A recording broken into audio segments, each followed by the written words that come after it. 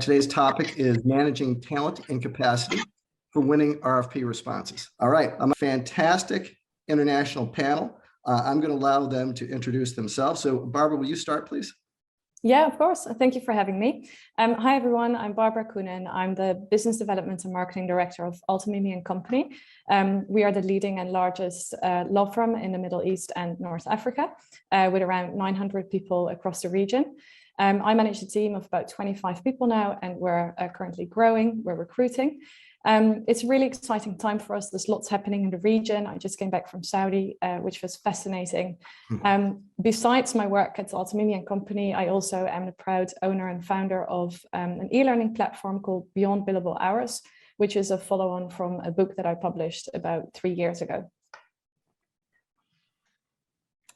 That's interesting. So tell us a little bit about Beyond Billable Hours, if you would. Yeah, so this is basically a passion, started as a passion project of mine, where following all the work that I've done over the years in my career with lawyers at different levels of their career, I did notice that there is quite a big gap between what they learn in law school and the skills that they would need to become successful at doing business within law firms. And this is the gap that I'm trying to bridge with bringing professionals, including Simon Marshall, who's in this call as well, together on the platform to educate fee earners across different levels on becoming better at doing business. Wow, that's really cool. So maybe if that was around when I graduated from law school, I'd still be practicing law. No, probably not. It couldn't have hurt. Anyways, thank you very much, Barbara. Vaughn, would you like to introduce yourself, please? Tim. Hi everyone, my name is Vaughan Bruton. I'm the global head of bids for Ashurst. We are a global firm with about 3,500 lawyers, and I run the global bids and pursuit element of that. So I have a team of about 30 that focus purely on bid management, and I've been with the firm for about 4 years. A big part of that has been about bringing high-performing bid capability and functionality to the firm, from skills through technology, and of course engaging with the lawyers themselves to achieve success. Great. And you're based in London now, but you're originally from Australia, correct? Yeah, originally Australian, and living in London now for about 15 years. But yeah, so but obviously with my global role, I can be found in all kind of pockets of the world when the need takes me. Great. Thanks, Vaughn. Mike, do you want to introduce yourself, please? Sure. Mike Mellert. I'm the Chief Marketing and Business Development Officer at Pryor Cashman. We're a 200 attorney firm with offices in New York, LA, and Miami. About 20 years of professional services experience, mostly in bids, working at financial services firms like like Deutsche Bank to the Big Four, KPMG, until moving into legal about 12 years ago. So very interesting. And big firms to very small firms. Interesting. So, and Vaughn, you've got experience outside the legal vertical, as does Barbara, correct? So that's something I want to talk about during our conversation, is how it's different in the real world and then with law firms. Someone else who knows about that is Simon, would you like to introduce yourself, please? Hi, I'm Simon Marshall. I'm the founder of TBD Marketing. I've worked in the legal sector for 20 years. 6 different law firms and some other things as well. Set up an agency a few years ago advising people from this side now. Probably most famous for doing loads of digital marketing for larger firms. Really kind of helping everyone up their game. If you haven't had a look at the Digital 100, please go take a look at that. And we rank you all anyway, so you might as well go and have a look at it, see how you're doing. And thanks for having me along today. I'm really excited about this. I've been lucky enough to do stuff before the law in sales, and then BD stuff when I was in places like Dewey, which Mike obviously knows about as well, as a massive US firm, as was. So yeah, I'm looking forward to today's topic. Thanks for having me, Tim. Great. And what's the name of your company again, Simon? It's TBD Marketing. Great, thank you. Somebody wrote to me a while ago and said, let me know when you've named your business. I was like, no, it is actually called TBD Marketing. So. That's good. And TBD, okay, got it. So thank you very much, guys. Talk about a great panel. So I'm just going to wind it up and let it go here. So again, our topic is managing talent and capacity for winning RFP responses. So this is the 4th in our webinar series. And from talking with clients and prospects and from our other webinars and from our pitch management report that we did, which is a survey where we asked a lot of questions around pitching and business development, we know that for most firms, there's a deluge of requests for proposals and tenders coming in, much more than in the past. And not only are there more, they're more complex. So really what we're going to talk about today is how are we going to manage that? So how are you really dealing with this influx of these requests? How do you manage your teams to get this done in the most efficient way? And approaches that we've seen are you can centralize it, you can decentralize it, look at it by region. So we've got large firms, a little bit smaller firms. This panel's kind of seen it all. So we'll just talk about really how are you approaching it and how you're structured. So Barbara, can you lead us off? Yeah, sure. So I've tried it in all different ways, really. Now we are down to a system where we are centralized in the way that I'd like to see all the opportunities that we have across the firm and keep track of that, obviously through CRM systems. And we're also using Pitch Perfect, which is hugely valuable to us because it not only gives us like a central database where we can pull from, but what we do as well as part of the system is we give authority to junior associates, to secretaries, etc., to also draft proposals. We would be speaking of the sort of like more straightforward requests for proposals, or the stuff that lawyers would typically send in an email. So any sort of like fee proposals, fee quotes that go into an email. We track all of these, so we keep them within a mailbox that they send us to, or they copy us in, and we then put it in the CRM system, or we ask secretaries to support us to do that. So knowing what's going out of the firm, we are pretty much certain that we capture most of it, but then only the high profile types of proposals, and I think at least Vaughn will know as well that within this region they can become like really tedious, very technical, huge documentations are required, very complicated documents as well. So those proposals would be handled by the team. And it depends on which sector they would fall in, or which geography it would cover, which jurisdiction is involved. And then my team would be assisting. We've tried with a bids manager, but I think because we've got such a huge flow of proposals, it's not really very interesting to be doing tender after tender after tender for one person. At least it hasn't proven successful within our team, but I know within this panel, it is a successful approach. So I think it varies per jurisdiction, probably per firm, the size of the firm, etc. Very interesting. So so it is centralized, but you break it down. So how? I'm sorry if you addressed this already, but so how's it broken down by geography? Do you have teams? You have a team of how many? Yeah, so we have 25 people, but we have a clear split of marketing people and business development people. So the BD people, they look after BD strategies, planning, etc., and proposals. We have someone who looks after updating Pitch Perfect, who keeps track of all the credentials, etc. But pretty much the business development team is looking after this. We took a centralized approach. We've now, as a firm, decided that we're going to have support in each of our jurisdictions because it becomes better for us to be aware of what's happening on the ground.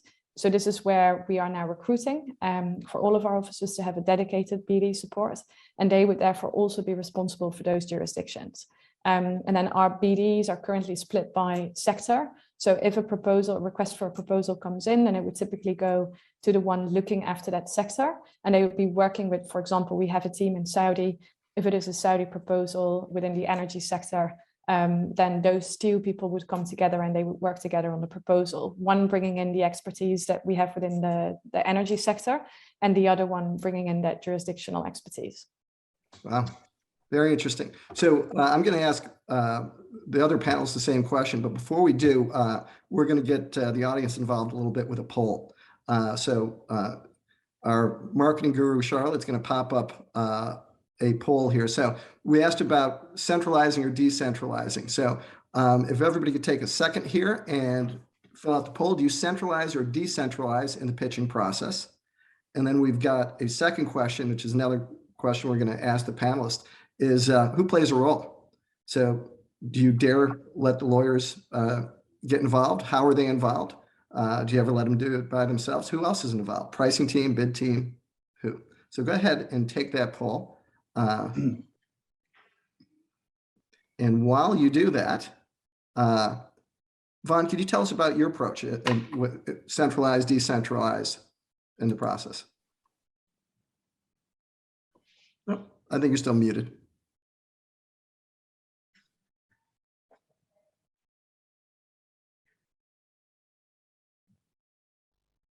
Yeah, I think you're still muted. Well, let's, Mike, we'll move to you while Vaughn straightens out the hardware. What's your approach, Mike? Sure. Everything is centralized for us. Obviously it's a bit smaller, but I think that any, successful bid team, certainly relies on a centralized technology approach. I think, having people on the ground who have the relationships, I think is mission critical, but, centralizing a process, centralizing the technology is really important to make sure you're putting your best foot forward, make sure that, all the data is accurate and from a single source of the truth. But obviously, you get into the bigger organizations, you're going to want boots on the ground there to just understand nuance, especially if they're multinational or global organizations. Yes. How big is your team? So there's 2 of us dedicated to basically all of the BD and pitching. So we are, trying to track all of that information. I know yesterday when we were sort of discussing this, Barbara alluded to kind of tiering things based on pricing in terms of what we're getting involved in, and so we do want to track everything, but we have a kind of a number that we say that's great, you guys can manage it on your own. Self-serve CMS coming out of the back end of our website, and we're always happy to help with tailored experience lists and things like that. Gotcha. Vaughn, we got the hardware. We ditched the headset, huh? Can you hear me? Yes, that's good. That's good. So what's the approach at Ashurst? Oh, right. So, I mean, for us, it was quite an undertaking because quite a sizable firm to tackle. And, certainly the sort of traditional way would be to somewhat decentralize by way of having it aligned to practice or industry in geographic locations. And that's how they ran a lot of the BD strategy initially. When I came in about 4 years ago, I really wanted to build a different level of capability and expertise. So we really centralized the best we could, and took on sort of key roles and key opportunities to drive that. At the same time, we had a bit of a strategy around our content, deployment of global tech. So then all the data that we were capturing, we were making available. So then, of course, if a lawyer did want to do a quick fee quote, do it themselves, there's an element of self-service that was available to them. Now it's quite interesting that the team is split. So we have very much the central team that's sort of hubbed and the kind of the engine, our sort of operations bids team. And then we have the sort of decentralized, if you like, the aligned in offices, boots on the ground all around the world that are there to sort of help with behavioral change, more of the complex, the big sort of urgent, complex pieces that we see. So we take a hybrid approach to it, and we've seen some really marked improvement, not only in our sort of the quality, the feedback internally, but of course our win rates as well. That's great. So, Sai, you've seen this you're looking at this from the outside looking in, you've been in-house. Do you see that this is common? And a question for you is really consultant too. Do you see the nature of legal marketing changing and as far as structure, approach, who you hire? Obviously with our panel, there's a lot of expertise, not only within legal, but coming from outside of legal. Is that, I mean, that is a trend? Good question. I mean, I've been lucky enough to interview quite a lot of CMOs recently on this topic, including Mike as one of them. Hopefully these guys in the near future as well. I sense there are some things changing. One of the drivers, I think, is the war for talent that's taking place. Barbara's talking about having those roles available in each of those offices. If you try hiring anyone in Europe at the moment, it's very hard to hire, experienced legal marketing staff. And so, as you ran in the webinar series edition 1, there's a need, I think, to be more efficient. To Vaughn's point, I think having that hybrid, centralized, decentralized, depending on the quality and the value and the level of experience of the market and those kind of things as well. We're going to see more of that. So there are some themes going on there, definitely, in terms of, that need to get more efficient as well. Yeah, and I think also, Tim, one of the other observations I make just straight from the outset is quite often those departments tend to be run by someone who's either come up from the marketing side or up from the BD side. And that you'd be amazed how much even today that influences how the department is structured.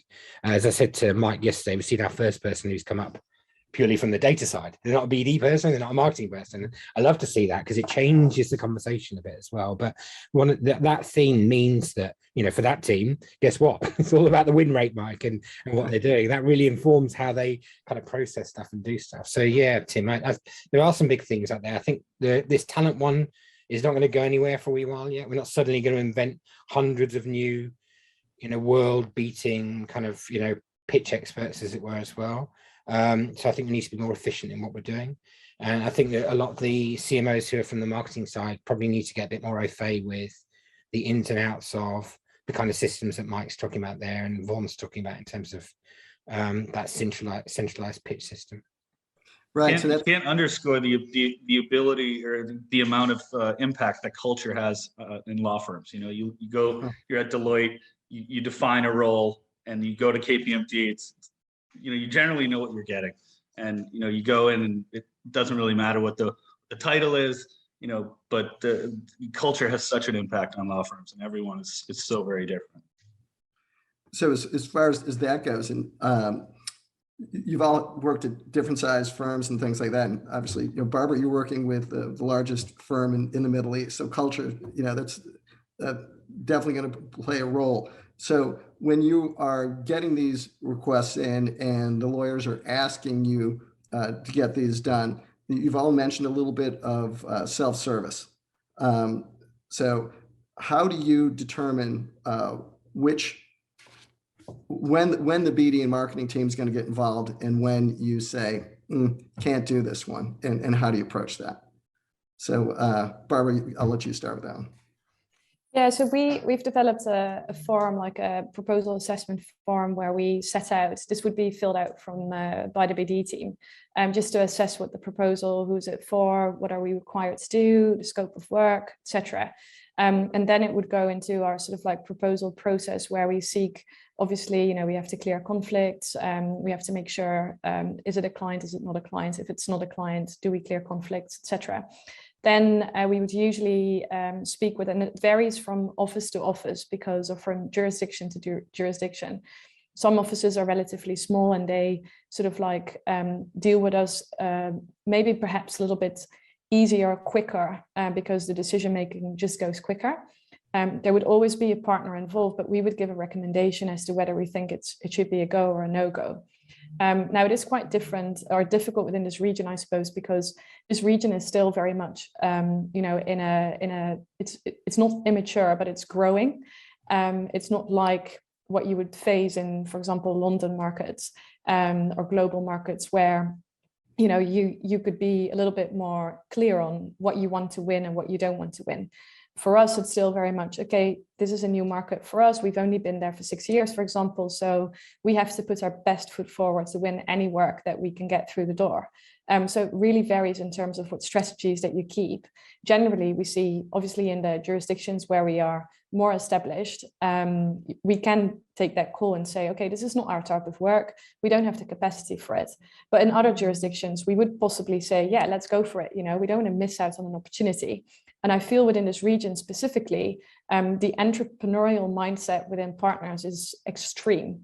So they're very eager and keen to do business, to get new business, etc. So really, really good for us to work with, but at the same time, keeping us extremely busy.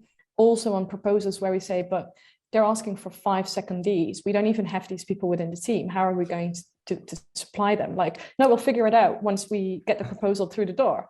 And I'm like, maybe not.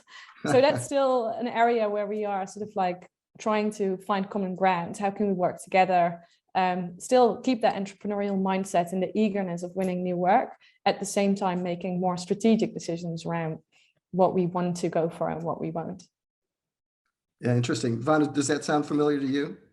Oh, absolutely. I mean, it's a balance, isn't it? You've got to try and cultivate that ambition, and particularly in markets where the level of investment and bid activity is quite vibrant and exciting. You don't want to miss out on that. What I find really interesting, and coming from a previous outside of law world, is the ability to be as consultative as you wish. With the lawyers, so we don't have so much of a rigorous. We have a bit of a policy that is a guiding principle of when to come to us, just to try and keep some of the low-value pieces away. But we don't mandate it either. I'd rather there was a sense that they absolutely need and want our level of support and guidance on it. But obviously, we do have quite rigorous go discussions once we're looking at that and challenging the partners and practice sets and so on. We obviously have the risk of compliance element, so we work really closely with that team. And then further, depending on the complexity and size, we have a pricing committee which sort of convenes on sort of really important and highly valuable opportunities. And that those sort of three stages are quite exciting. And I actually get to sit on both, so take my bid hat off, put on my pricing committee hat, and start to scrutinise the lead partners for their pricing strategy and whether they've thought about leverage and thought about sort of volume discounts and other available mechanisms to bring to the client. Interesting. So, Mike, you work at a smaller firm compared to Ashurst and Altamimi. So, how's the go/no-go different for you? Yeah, I mean, it's a mathematical equation. If we're going to be focusing resources on one thing, you simply can't kind of be everywhere. And so we're actually undertaking that exercise and letting people know, hey, we'll submit for whatever these 50 awards, and we'll pitch for these 60 things, just to let you know these things don't take 30 minutes. And so let's have that conversation. And so I think it's a constant education with that. As a mid-sized firm, kind of moving up through the AmLaw 200, now we're probably about 170. We're starting to see more of these RFPs and swimming upstream, as it were, to the Fortune 50, Fortune 100s that are frequently doing these sort of formal tenders. But we need to understand what the origination of this. Are we someone who's coming in? We provide value. Competitor firms are perhaps 30% more expensive.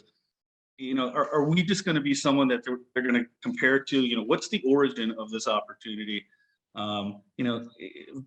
People don't move their entire legal counsels, from 0 to 100, right? You get an entry point. You got to kind of figure out, why is this happening? And so, for better or worse, simply our bandwidth sort of mandates, us to ask these tough questions and figure that out, and helps to kind of educate attorneys. And I think that's I said when I joined as a CMO, I kind of took my marketing hat off and put on my change agent hat. And I think that a lot of the role is educating. And so I think that's a really good point that you made there, especially around what are they going to use our proposal for? Because I also think we have to appreciate, we see it more and more, that they might just ask for a proposal to compare it, or part of the tender process. Like, we know they're going to be too expensive anyway, but then this means that we can work with the other party because at least we've got a comparison that we've made, we've ticked the boxes. And most of the times, and this is my frustration, but I'm sure it's shared by many others, it's also understanding the procurement processes of procurement teams and how actually procurement people operate. Which is a huge, I think, part of the frustration of my team is like, sometimes they send you documents which are actually meant for pipeline suppliers, but they also ask legal suppliers to fill them out in the same way, which you can't, and then there's an asterisk everywhere, which means that information is actually mandatory. So yeah, that's another point where you're like, oh, you're spending so much money on so much time on all these documents. How are you dealing with that? One of the interviewees for the interviews that Tim and I have done recently as well said that they actually looked at the win-loss rate for things they'd got with 48 hours notice, and just pretty much decided they lost everything in that period. And you're just being used as stalking or surprise, right? And so Barbara, what they would do is they would just adjust their approach in that scenario and say, well, just send your price. There's no point, Von chucking his massive team onto this massive team, if I'm messing you around, but that idea of put the whole of your engineering and everything behind it. If you're going to lose the thing anyway, you might as well just say to them, here's the price. Next time, please can we have a couple of weeks notice and we'll do a proper job of this, as it were, as well. And I think that's something that we need to use the data better to make better decisions about what to go for as well. I mean, that go, no go decision, doesn't just purely have to be a compliance issue or a client issue or something else. It can just be, this isn't an opportunity we're ever going to win because of the circumstances as well. Yeah, I definitely want to conversations. Sorry. Go ahead, Mike. I was going to say these conversations are helping to sort of transform the internal legal infrastructure, right? When we're getting these requests, sustainability, environmental issues, really granular diversity, associate, it forces us to say, oh, you know what, let's start having these conversations, and let's make sure that we're creating a single virtue of truth. So these conversations they're not going anywhere, right? They continue to increase. I find it pivots us away from being that sort of support function where we're reacting and giving what the partners are expecting, and in fact, actually, they're seeing us actually as a business partner, as it were, looking at the opportunity. I'm just as invested as anyone to win. I'm highly competitive. I think you would imagine I need to be to come in every day and do the bits the way that we do. And it's in my interest to make sure that we actually stand a chance of winning it. And that's when I don't necessarily focus on why we shouldn't be going for it. I usually try and draw out from the partners, how do you expect us to win this? Because if I can't win it, I need you to explain it to me. And then usually it's almost a bit of psychology. They start to understand, oh, actually, that's probably right. We won't stand to win this one. So that's not your first rodeo. I used to work in a translation agency years ago, and that's some big business at the time. Back in the 90s, it wasn't as simple as it is nowadays as well. And I learned this amazing lesson from the guy who ran the agency. He used to bid for work that had already been given to a competitor, right, as a CRM play. Right, it was quite a simple bid. Right, he wasn't going to go into the full depth of everything, but he would put in a price just to remind them, don't go and use those guys. Right, you should come back to us again and stuff as well. And I think having those options at your disposal, knowing what your strategy is in relation to what you're doing, a bit like Mike was talking about a minute ago, like if your lawyers have got sweet spots they've got to be marketing to, then you've got to support them with those sweet spots as well, haven't you, with what you're doing, and you need to focus your energies. If that guy says to me, we've got to make sure that client doesn't go to the other side too often, this is what we're going to do. It's a perfectly valid strategy, I think. It wouldn't work for everyone, but it's a useful one for that situation. Yeah, very interesting. So, and that brings up the point again. So law firms aren't normal businesses, right? So are they starting to behave like normal businesses? I mean, you have hundreds of bosses, right? And I'm sure nobody likes to hear no. Do you know who I am? Do you know who I am? So besides offering, having a process around it, I'm sure helps. But do you think that the nature of the way that the law firms themselves and their partners themselves are changing at your firms? I'm happy to jump in. I'm actually quite lucky, I think, to be working for the firm that I'm working for, with the management team that we have in place. Our managing partner has given us the remit, and he's backing this up. Like, he is there for us, to support us, to ensure that whatever is going out of the door is out of the best interest for the firm. So, which means that we need to protect the firm's interests, whatever is happening. And obviously, in every law firm, there's politics at play, right? And it's very easy to get caught up in the middle of politics between two or more partners working on a proposal. And then actually within that process, the essence of what we're trying to achieve is completely forgotten about, let alone that we're all there to win that proposal. That's the ultimate goal. So we've got to obviously focus on working together on that. And I think in our firm, our partner has given us that remit, like, he's saying, whatever comes in your way or is difficult, you have to push back. If some partner tells you, remove this profile, do this or that, or change this or that, and you think it's not the right thing to do, or we should look at different pricing, etc., push back. If it doesn't work, then I'll be here for you to have that conversation with the partners who are involved in the process. But they give us the full trust to be doing what is right for the firm. That's great. That's great. So we got a question related to this from the audience. How have you found the benefits of having these types of conversations with a firm? So I guess, what are the benefits? Have you found benefits from having these type of conversations, and what type? Are you winning more work? Are you winning better work? Mike, what do you think? Yeah, I mean, I think, again, it just comes back to the education. Historically, law firms have been flat, and I think that, that was the biggest difference coming from Big Four. The head of M&A at KPMG was the head of M&A, and what they were saying was going, and that was kind of how it worked.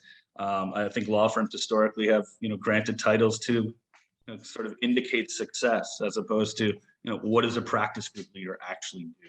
What are they responsible for? How are they compensated with carrots and sticks to?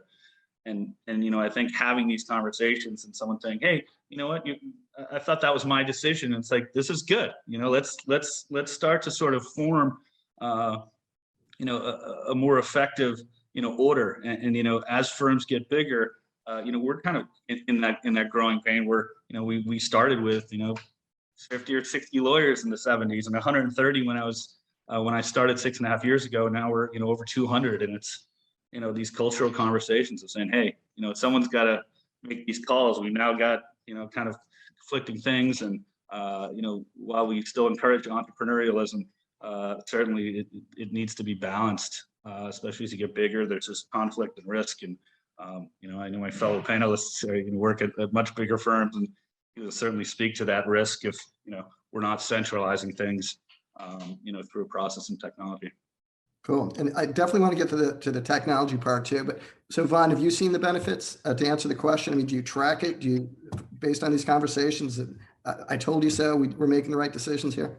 Yeah, absolutely. I mean, it's quite interesting because I was given the man to build and to transform. So when I walked into Ashurst, it was a team of 1, and now we're a team of 30 people. So we don't work on other BD tasks. We're focused entirely on the bid and pursuits that we deliver. We run a content management with regards to our big tech, so people can draw from, and we're really just focused on bid excellence entirely. I'm not actually any good at anything else, so that's rather useful. But from my perspective, we captured everything. So to talk to Sai's point around that, doing a win-loss analysis on those 48-hour turnarounds, that's great. And in fact, I could run that report straight away because we've got all that data, we captured it all, and I'm comfortable with that. And that has been bringing that kind of level of commitment to the cause, because we're not stretched and pulled into other different things. And so we can really capture everything accurately, really learn from it, and really drive it.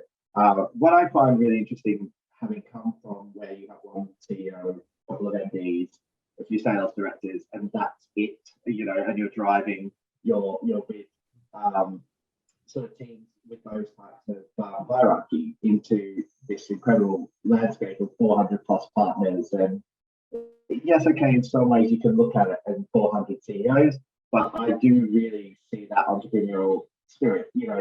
Obviously there's a whole bunch of partners that don't need bid support. They don't need to be challenged or told, or they're quite happy to have their engagements and their relationships and do their work and development the way they do. But conversely, there's a whole raft of partners that love the advice that we give, and they're sort of the fact that we challenge and that we come to the table having read the documents, research the client, really look under the hood and coming with solutions that it's quite exciting to see them respond to that. So I think we're really shifting the dial and bringing that level of bid maturity that's really changed for law firms. 15 years ago, I was at Baker McKenzie briefly, and we didn't have anywhere near the number of bids coming through the door that I'm seeing today. So let me get this straight. So you were with a law firm, you left, you came back to a law firm? Yeah, well, 15. Yeah, but yes, exactly.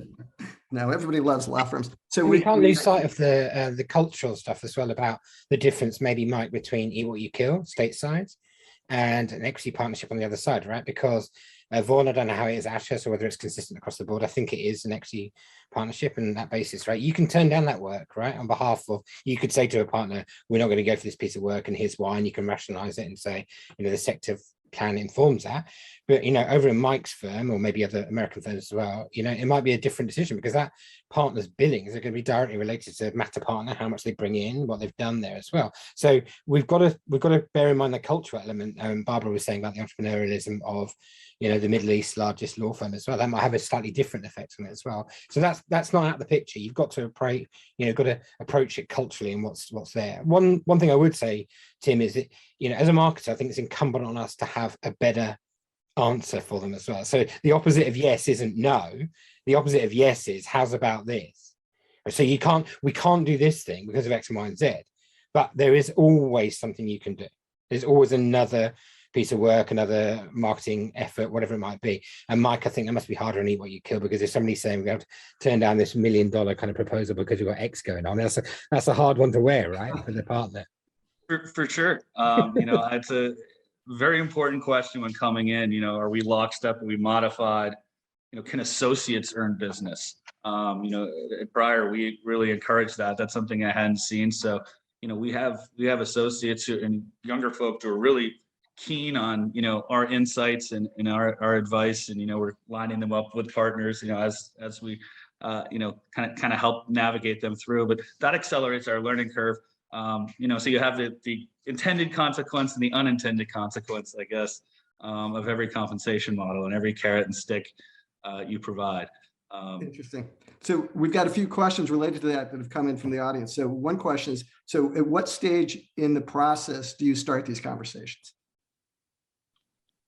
Barbara, we'll start with you. So what stage in the process do you start conversations around, should we be doing this? Yeah, so really early on, as I said, we have this sort of like assessment process, and it also involves a conflict check. So once that's cleared, otherwise there's no point talking about it if we are conflicted, right? There might be other avenues that we could take or another approach, but generally speaking, we would probably move on to the next one. But I think for that, we would start really early on, start to involve as we are sort of like our go-to market approach is by sector. So we would involve the sector leaders to make sure that they are aware of the opportunity. All that we're focusing on very much at the moment on the firm is the cross-selling opportunities within the firm, within our contact database, and that already starts within the bids process.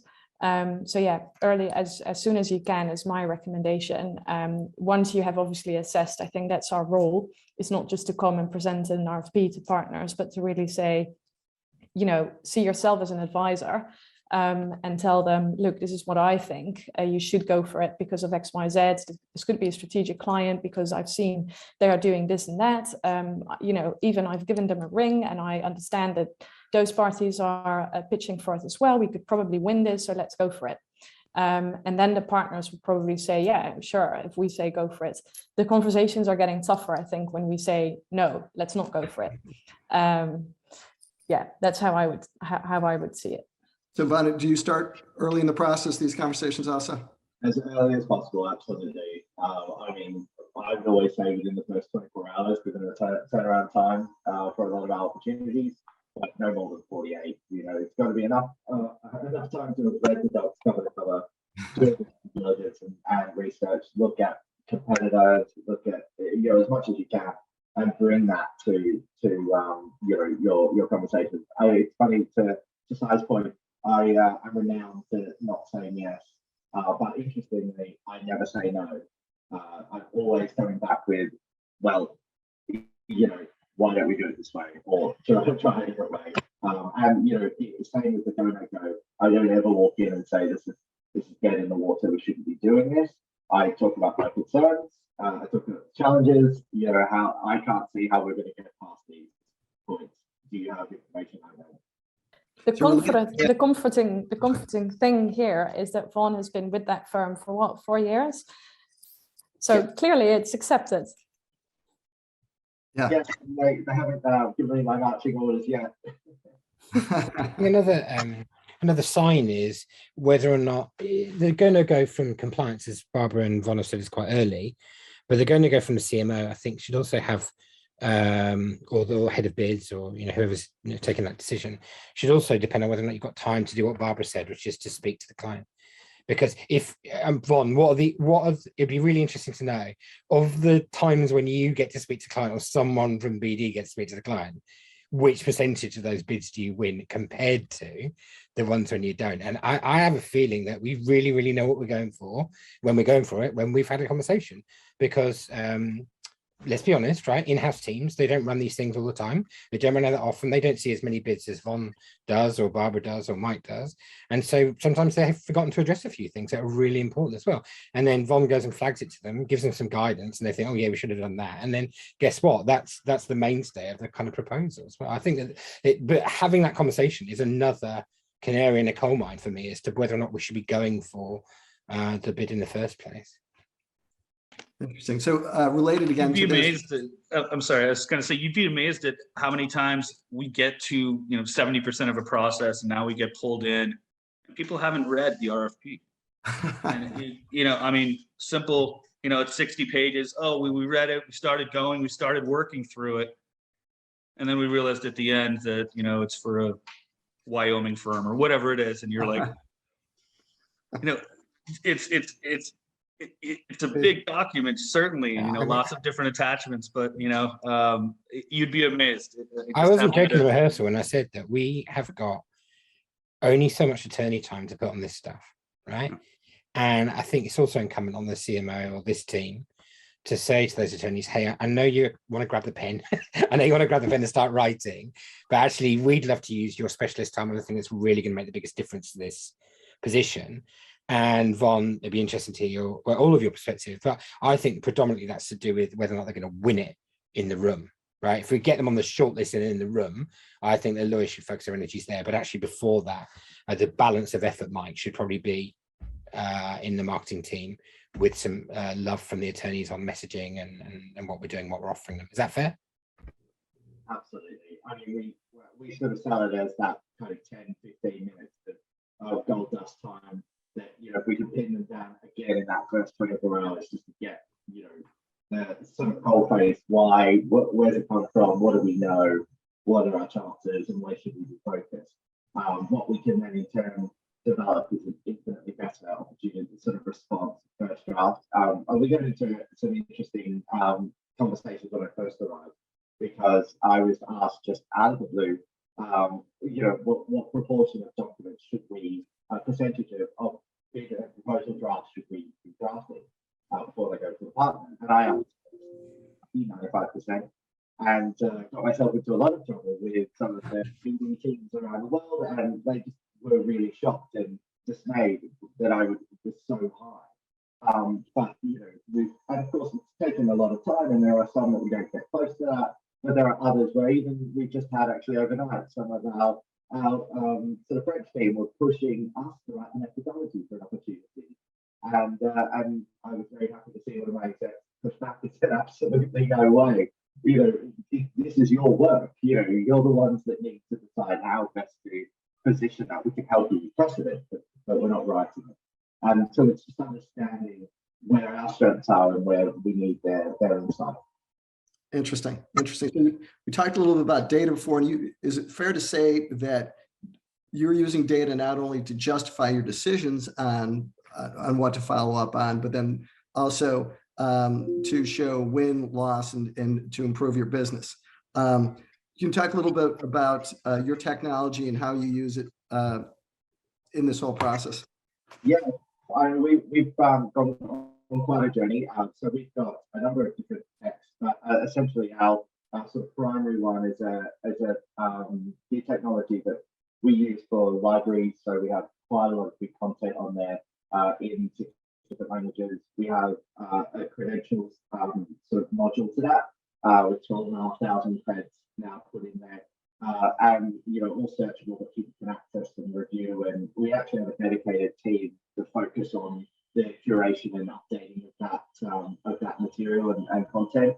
Then we were about to launch a workflow technology that helps us to easily receive the opportunities, allocate them, assess them, allocate them, and then manage that process. So that will in turn replace what we have, which is just essentially a reporting tool. And then on top of that, we're trying to build a bit of a plug and play culture where we're building in web proposal capability and lots of different things that can just help us stand apart from our competitors. But data is paramount, particularly going back to that content piece. It was so important that we found ways to get to our matter management systems, our finance systems, building those relationships with risk and compliance, not crossing any information barriers, so that as many sort of stakeholders within the firm could access that and utilize it. But data is king when it comes to this.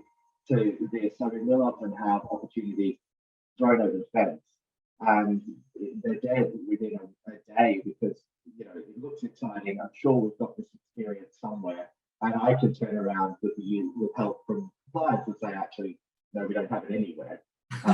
And so, that has been great just to see that shift, because in a firm of this size, you have to be highly networked and highly knowledgeable of different people and different skill sets to be able to sort of know that and deliver that. Whereas now we're just really trying to build as much knowledge to help everyone who joins to be able to plug in and operate that way. Yeah, interesting. So Mike, I know as a mid-sized firm, you're not as big a team and you rely heavily on tech and data. So and I think your approach is really interesting. So do you mind talking about that a little bit? Sure. I mean, it comes down to, really that single version of the truth. I know we were talking, yesterday there's a couple of places that you can garner information and data from attorneys. Everyone needs to open a matter. They need to bill it. They need to get that thing started. And then they got to bill the client. And so, how are we taking every touch point from attorneys and leveraging that and harnessing it and putting it in a single place so that, we're trying to make it as frictionless as possible for them so they can focus on billing and profitability. And, what can we do at each stage to make their life easier? Auto fills, automatic, Dun & Bradstreet, industry tagging data. How are we codifying and using, language, and, obviously AI will continue to, improve, and, thinking about those types of things where we can, potentially read invoicing and come back and tag things in different ways. I know InPap is doing some work. I'm sure you guys are, very familiar with all of that.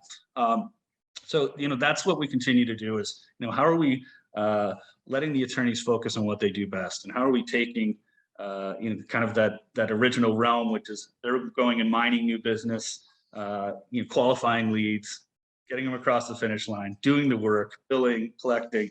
How are we narrowing that focus? I think technology is really the only answer. So, it's the only place we can kind of be everywhere at once. So, we've actually changed our CRM system. It's now super automated, where things are coming in automatically tagged, relationship mapping, those types of things. So that's really a first step in our digital transformation, opening APIs and really just aggregating that truth. So Cool. Do you allow your attorneys to do self-service? We do. We've enabled one-click PDFs on our back end for any service areas, bios, things like that. Obviously we love to customize things. People have different versions of bios, things like that. But we certainly try to make it easy for everyone to one touch, if they're in trouble. But we do want to kind of make it easier to, or really encourage them to send everything our way so we can kind of develop our pipeline and just understand what's happening across the firm. I'm not going to say we have it 100% right, but we try to remove all the barriers to making that easy for them. So do you train your lawyers in proposal creation? In our survey that we did in the UK, 45% responded that they do train their lawyers in proposal creation. Is there training, or is it just kind of ad hoc? We have not. We've done that, certainly with some associates, kind of helping walk them, teaching them how to fish, kind of while we do an RFP. But we don't have any formal training, at least not yet, in terms of proposal generation. Again, we're swimming upstream. We're seeing more and more RFPs. But as a mid-size, unless it's particular pockets, typically we're not managing too many procurement staff and teams the way I did, back in the Big Four. Gotcha. So Barbara, do you train your attorneys in proposal creation? We are about to, and I can't wait. So we're about to train secretaries as well as partners. There are some partners who like to look after their own proposals. So having something like Pitch Perfect in place is really useful for us, because that's obviously a tool where we can encourage them and also motivate them, because everything is in one place. I mean, we came from a place where our credentials and experience was a little bit disorganized. So that was my first priority when I came in 1.5 years ago, is to get the house in order. And having a system like that is obviously going to help massively to do that. So yeah, the next couple of weeks we will be busy training lots of people on using it. We're not expecting everyone to use it and to be completely self-service. That would be foolish. But just for the sort of like smaller type of fee proposals or the more straightforward requests, that's something that we would like to do a little bit more self-service for. Great. All right. So in the interest of time, why don't we, Charlotte, if you can pop up the answers to the poll, and we'll see how the audience responded. All right. So do you centralize or decentralize the pitching process? So we've got 69% centralized the bid marketing team, 13% decentralized across the firm. That's interesting. Mixed strategy is 19%. Is I think that I would expect that number to have been higher. Number two, who plays a role in pitching? And we've got, in this one, we've got partners 94%, marketing BD 56%. So obviously there's a lot of self-service going on there. 75% lawyers, 81% bid team. Pricing team, 38%. So I know, Vaughn, you said pricing team gets involved in almost every one of yours. Barbara and Mike, do pricing get involved in a lot of your proposals also? Well, we have some. Sorry, go on, Mike. Go on. Please go ahead. We have a very useful pricing tool that was created by our finance director. So I work quite closely with her on making sure that we come up with the right pricing. In terms of sort of like a discount, we've got a approval matrix in place. If you want to go above a certain level, then it needs approvals from across the firm. So that's how we tackle that. Then Mike, what's your process? Well, we're many hats, bid team, pricing team. So it's, I certainly, have the conversations with my managing partner and kind of know what our range is and what we say yes to. And again, there's an escalation process, much like Barbara said, anything beyond, the numbers that, I've sort of worked out with my MP, do go to him specifically.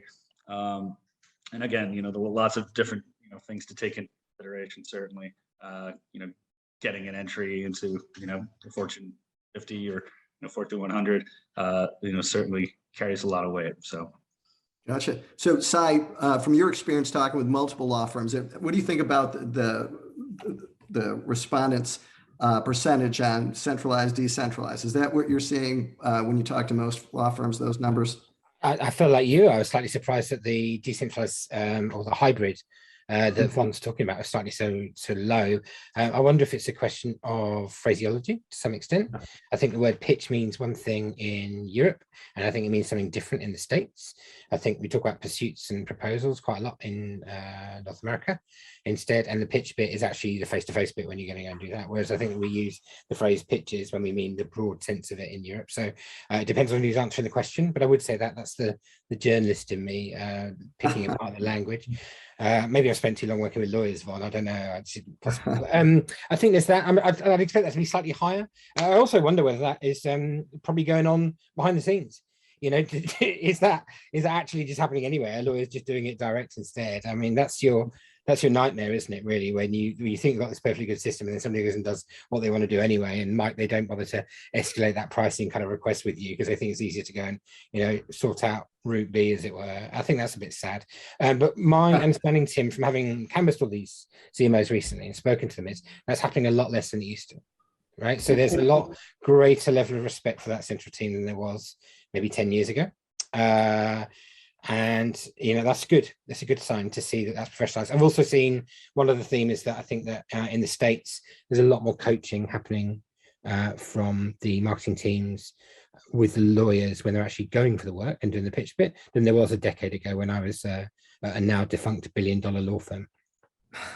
So related to that, we've got a question from the audience. When you do decentralize the process, who takes the ultimate responsibility for success?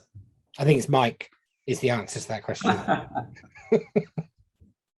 So do you find that, that's a question from the audience. So I guess it's, or is there any credit given back to the bid team, marketing team, or do you have lawyers pounding their chests? Have you found, does that even happen where it's decentralized? So if you do decentralize, if the lawyers are doing self-service, do you get a check off on that or just have no idea they're doing it? So Vaughn, if you say, why don't we do it a different way, as in, maybe you can handle that yourself. Is that something that you have control over, or if the lawyers are just going to do it, they're going to do it? Yeah, look, at the end of the day, the partner is for our firm, it's their business and it's their opportunity. And, I see my role really about giving them every possible ample opportunity to win that piece of business, provided it meets all of our strategic alignment, we can make it profitable. And it's something that the firm actually wants to, invest in and win and be, associated with regards to delivery. So, in centralized or no, I've always seen, the partners being that kind of real recipients and owners of those opportunities. What I found really interesting, there was lots of cultural changes when I arrived. I would go up to some areas and say, so, we wrote that big 2 weeks ago, how did we go? And I'd have partners turn around and say, why do you need to know? That's odd to me because I need to know, otherwise I'm going to learn, and so we've had all kinds of interesting, they're used to getting the service and not having that level of investment about, the whole piece and driving that forward. We're providing monthly reporting into the firm now, statistics around all of the, bits and pieces that we're doing and seeing and trends. They've not had that before. So, I personally, my win and their win is collective. It's everyone's win. It's the BD family, it's CRMs, it's every single person that played a role. So I don't really see it as anything different than a firm-wide piece.